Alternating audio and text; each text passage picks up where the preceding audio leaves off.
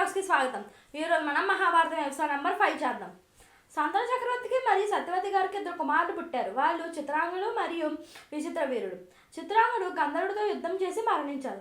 విచిత్ర వీరుడి పేరు తగ్గట్టుగానే విచిత్రమైన పనులు చేస్తూ ఉండేవారు అన్నమాట. అప్పుడు సత్యవతి గారు భీష్ముడితో చెప్తారు, ఏమని, ఇతను ఎలాగా ప్రవర్తిస్తున్నాడు కదా, అతను భార్యలైనా ఈ రాజ్యాన్ని పరిపాలిస్తారని చెప్పి ఇతను పెళ్లి చేద్దామని సిద్ధమవుతారు. అప్పుడు భీష్ముడు పెళ్లి చేయడానికి అక్కడ కన్యను వెతకడానికి 2 కుమార్తెలకి తండ్రి అతను స్వయంవరం ఏర్పాటు చేస్తారు. స్వయంవరం ఏర్పాటు చేసి అతను పెళ్లి చేద్దామని డిసైడ్ అవుతారు అనమాట. అతని పిల్లలకి కుమార్తెలకి అయితే అలా పెళ్లి చేద్దామని డిసైడ్ అయితే అక్కడ ఎందరో మంది రాజులు రాజకుమారులు రకరకాల దుస్తులతో అలంకారంతో వస్తూ ఉంటారనమాట. వచ్చినప్పుడు అందరూ స్వయంవరంలో పాల్గొంటారు. భీష్ముడు కూడా స్వయంవరంలోకి వస్తారనమాట.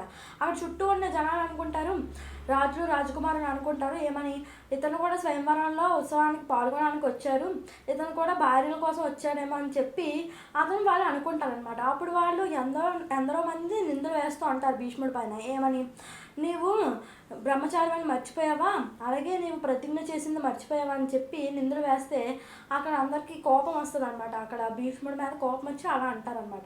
అప్పుడు భీష్ముడికి కూడా కోపం వస్తుంది. భీష్ముడు కూడా కోపం వచ్చి అప్పుడు భీష్ముడు అంటారు, ఏమని, అందరి రాజులతో రాజకుమారులతో యుద్ధం చేసి అక్కడ ఉన్న 3 కుమార్తెలని రథం పైన ఎక్కించుకొని తీసుకెళ్ళిపోతారు అనమాట.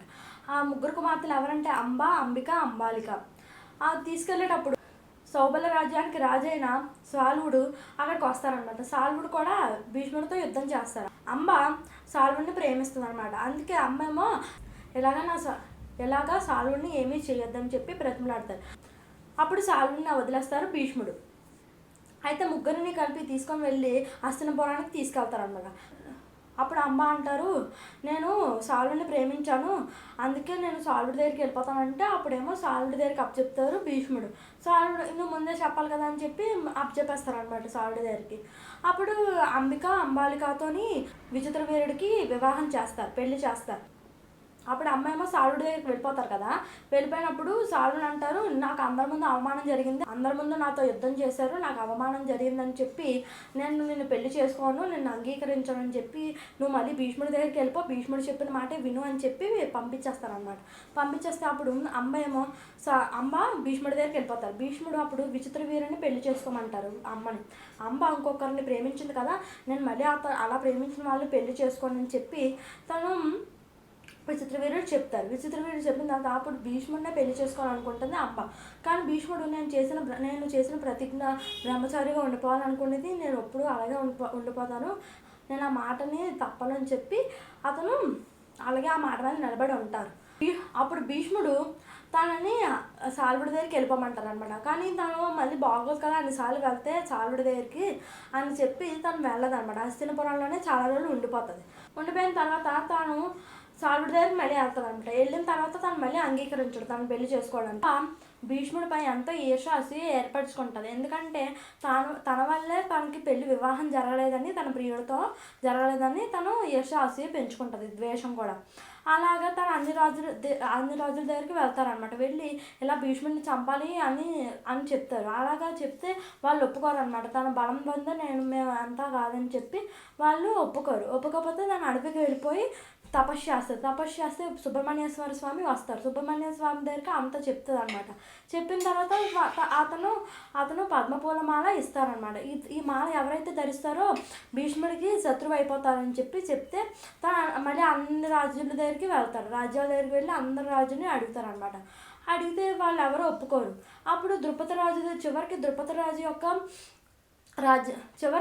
రాజు యొక్క రాజ్యానికి వెళ్తారనమాట. వెళ్ళిన తర్వాత అక్కడ తను సింహద్వారానికి పద్మపూలమాలని అలా విడిచిపెట్టి వదిలేస్తారనమాట. ఎందుకంటే ఎవరు ఒప్పుకోరు కాబట్టి. ఒప్పుకోకపోతే తను అడవికి వెళ్తుంది. అడవికి వెళ్ళి అక్కడ మునులకి చెప్తారనమాట. మొత్తం విషయం అంతా చెప్తే అక్కడ పరశురాముడు కూడా చెప్తారనమాట. ఇలా జరిగిందని చెప్తే తను యుద్ధానికి వెళ్తానని సిద్ధమవుతారు పరశురాముడు. ఎవరి మీద? భీష్ముడి మీద యుద్ధాన్ని చేద్దామని సిద్ధమవుతారు. పరశురాముడు ఎవరో కాదు, భీష్ముడి యొక్క గురువు అనమాట. అప్పుడు ఇద్దరికి యుద్ధం జరుగుతూ ఉంటుంది. యుద్ధం చాలా రోజులు జరుగుతూ ఉంటుంది. జరిగిన తర్వాత చివరికి పరశురాముడు భీష్ముడి దగ్గర ఓడిపోతాడు అనమాట.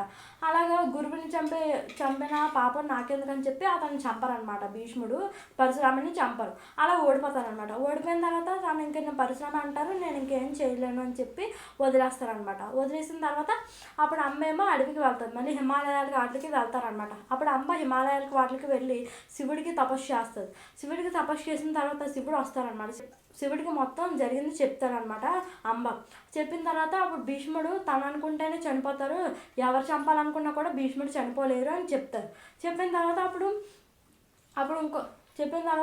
శివుడు మరొక జన్మలో నువ్వు భీష్ముడిని చంపగలవని వరం ఇస్తారనమాట. వరం ఇచ్చిన తర్వాత అప్పుడు తను వెంటనే అగ్గి రాజేసి అందులో చనిపోతారనమాట, దూకి. చనిపోయిన తర్వాత అప్పుడు నెక్స్ట్ జన్మలో మళ్ళీ తను భీష్ముడిని చంపాలని పుడతారనమాట. Thank you for watching.